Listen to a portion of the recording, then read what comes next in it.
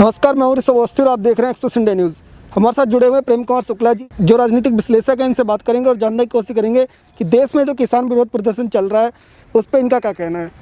Sir, हमारे साथ जुड़ने के लिए बहुत बहुत धन्यवाद। मैं आपसे जानना चाहूँगा कि किसान जो आंदोलन आज पूरे देश में एक बड़ा मूवमेंट बन के सामने आ रहा है, उस पर आप क्या कहना चाहेंगे? मेरा ये कहना है कि किसानों को जो आशंका है, जो डर है, उस डर को केंद्र सरकार दूर करे। और जिस तरह से सरकार ने कंज्यूमर कोर्ट में या कंज्यूमर्स आइटम्स पर लिख रखा है कि एमआरपी से ज़्यादा कोई बेचेगा नहीं, इसी तरह से इनको एमएसपी से नीचे कोई खरीदेगा नहीं।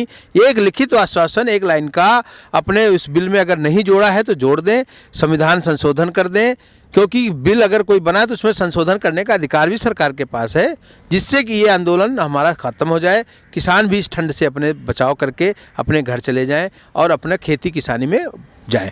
क्योंकि इस देश को समृद्ध बनाने में पिछले हजारों वर्षों से इस देश को, भारत देश को, भारतवर्ष को प्रसिद्धि दिलाने में जो योगदान किसानों का रहा है वो अविस्मरणीय है।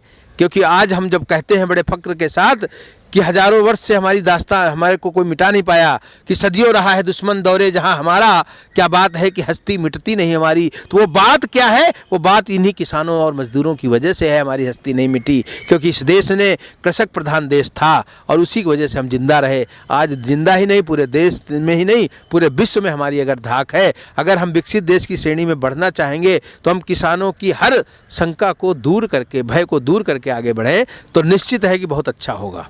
मैं आपसे जानना चाहूँगा कि आज ऐसा क्या कारण है कि जो अन्नदाता है हमारा है वो आज सड़कों पे प्रदर्शन कर रहा है?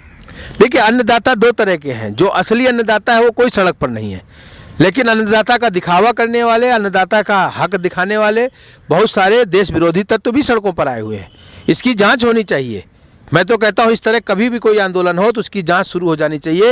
एक एक व्यक्ति का आधार कार्ड देखना चाहिए और आधार कार्ड चेक करने की मशीनें वहीं लगाई जानी चाहिए कि कौन व्यक्ति यहाँ पर बैठा है और क्यों बैठा है, किस उद्देश्य से आया है। ये काम सरकार को करना पड़ेगा, क्योंकि असामाजिक तत्वों को फायदा मिलता है। असामाजिक तत्व इस तरह से आकर के देश की अर्थव्यवस्था को नुकसान पहुंचा रहे हैं, जो विदेशी इशारों पर पहुंचा रहे हैं। इसमें पाकिस्तानी और विदेशियों का हाथ है। इस बात को सिद्ध करने के लिए मैं कहता हूं कि वहां आकर के सबकी चेक होना चाहिए और किसानों की कोई समस्या है, उनका प्रतिनिधिमंडल है, उसको बुला करके साफ साफ बिल को दिखाया जाए। और जो मैं कह रहा हूँ कि एमएसपी का एक पॉइंट उसमें जरूर डाल दे कि कोई भी, चाहे मंडी हो, चाहे उसका परिवार का सदस्य खरीदे, चाहे कोई कंपनी खरीदे, वो बिना एमएसपी के नीचे खरीद नहीं सकती। एमएसपी के ऊपर ही उसको खरीदना होगा। एक लाइन का संशोधन है, इसमें इतना सोचने की मुझे नहीं लगता ज़रूरत है। मैं आपसे जानना चाहूँगा कि जैसे पिछला लगभग एक हफ्ता हो चुका है लगातार प्रदर्शन करते हुए और ये धीरे धीरे आगे बढ़ता जा रहा है, तो आप इस आंदोलन को किस ओर जाता देख? ये आंदोलन अराजकता की तरफ बढ़ रहा है, देश में नुकसान पहुंचाने के लिए, देश की छवि को नुकसान पहुंचाने के लिए, और जो काम अच्छे हो रहे हैं उनको रोकने का ये प्रयास है। ये देश विरोधी तत्वों का काम है। इस बात को सरकार समझे और समझ भी रही होगी।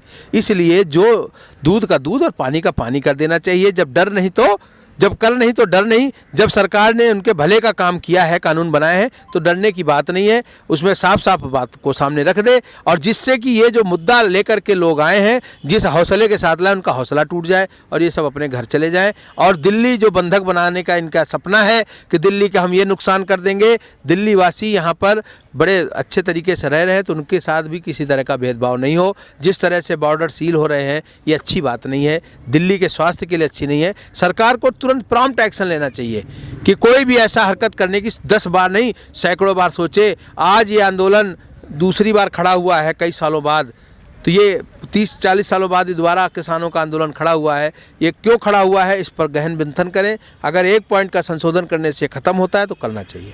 जी, तो किसानों के हक के लिए आपको ये मांगे करना चाहेंगे सरकार से, जो जिनसे ये किसान आंदोलन जो है उसमें आए हुए जो लोग हैं, जो रियल किसान हैं, उनको भी फ़ायदा हो?